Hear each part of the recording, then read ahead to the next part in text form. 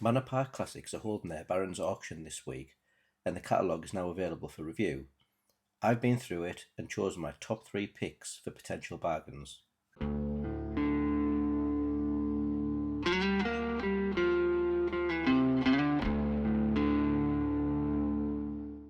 If you enjoy watching content on UK classic car auctions, make sure you like the video and subscribe to the channel. This isn't the world's biggest auction by any stretch, but I have found a few cars of interest that I will be watching to see how they perform. The first of my 3 picks is his 2009 Alfa Romeo Brera S GTS. This is the 2.2 engine model, finished in Rosso paint with black leather interior, and being an S model, it's a very attractive spec. The S was a special edition release to the UK market and was limited to a run of 500 cars, this one being confirmed as number 347. They were developed by British engineering specialist ProDrive to include upgraded suspension and exhaust system. The Brera was designed to be the replacement to the GTV, but I don't think it ever received as much love somehow. Add that to Alfa's questionable reliability reputation, and the Brera was a bit of a lead weight when it came to depreciation. The ProDrive S, however, always managed to keep its chin above the water when it comes to values. Looking on AutoTrader currently, and there's a range of between just under £5,000 for a high mileage example through to 11 grand. There's a couple of higher valued V6s, but they also have lower miles on them. The car that's in the auction has 58,000 miles on it, so it sits at the higher end of the AutoTrader values from that point of view, yet it comes with no reserve. It's also only had 2 previous owners, and its last MOT was only in April.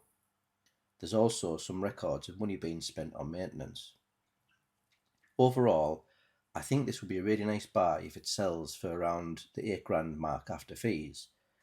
Anything less than that, and it would certainly be bargain territory. These cars do have potential for future classic status, having won various aesthetically based awards such as the Most Beautiful Car in the World award at the 21st Annual International Automobile Festival and Best Design award from Autocar. The second of my 3 picks is this 2000 Porsche 986 Boxster S. Now, there's nothing special about this.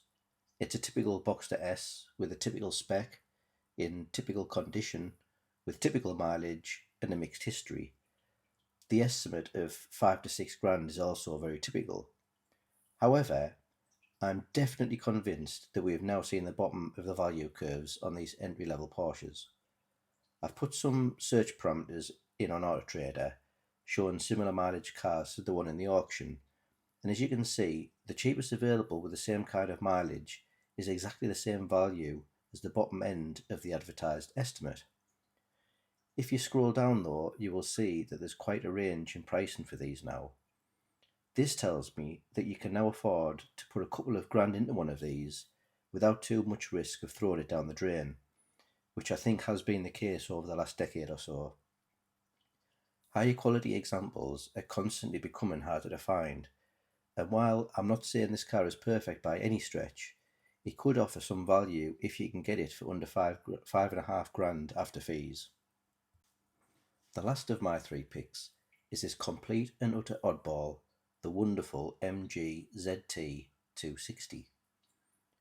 Probably one of the eventual downfalls to the MG Rover group, they seem to love coming up with some weird and wonderful cars, spending fortunes on development before not actually making too many of them. Sitting on the same production line as the normal MGZTs, the 260s were temporarily taken from said production line, fitted with a 4.6 litre Ford V8, before being put back on the production line for the usual final trimmings. That doesn't sound too complicated, but the engines were fitted longitudinally to enable it to be rear-wheel drive. With 410 Newton meters of torque and 260 brake horsepower, these are actually quite serious machines that I don't think were taken very seriously at the time. Anyway, because of their weird nature, they are rock-solid future classics. There's currently no 260s on AutoTrader whatsoever. However, Piston Heads is currently showing 2 for sale. Interestingly, they are both a lot more expensive than what the estimate is shown on the auction one. This is despite the auction car having a seemingly top-notch history. I can't quite understand whether the auction car is underestimated or the two examples on piston heads are overvalued. One thing is for certain, if you manage to get the auction car for within its estimate of 6 to 7 grand, you've definitely bagged yourself an investment.